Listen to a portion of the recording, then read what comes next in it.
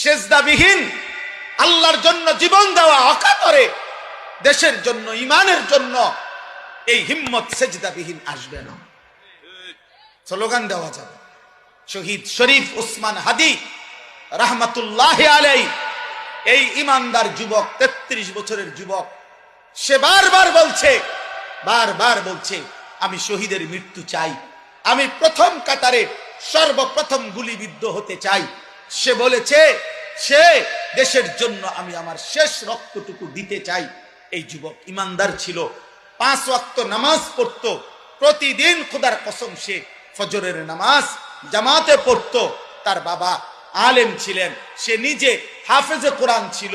ফজরের নামাজের জন্য ক্যাম্পেইন করত, বন্ধুদেরকে উঠাইতো। ফজরের নামাজ সহ 5 ওয়াক্ত নামাজ জামাতে পড়তো।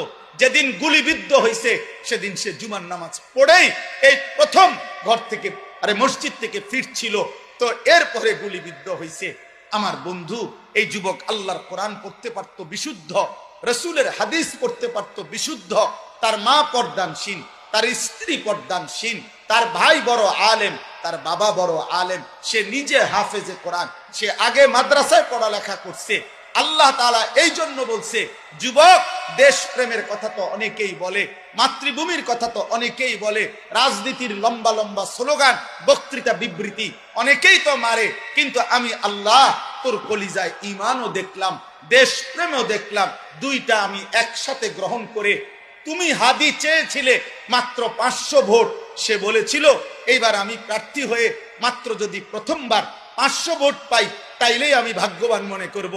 আর শাজিমের মালিক আল্লাহ বলে, তোর ফজরের সেজদার বদৌলতে আমি আল্লাহ 18 কোটি মানুষের সমর্থন তোকে দিয়ে দিলাম, যা।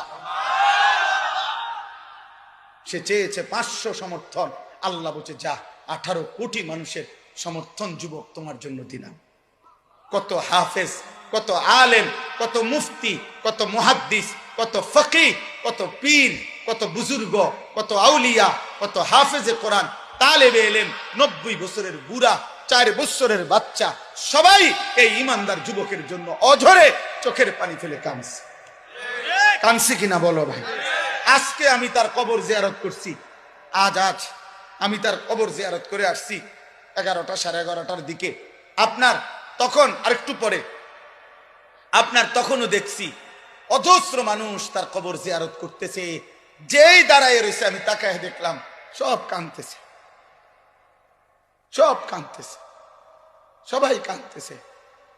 আমার ভাই, তার তো ব্যাপক কোনো দীর্ঘদিনের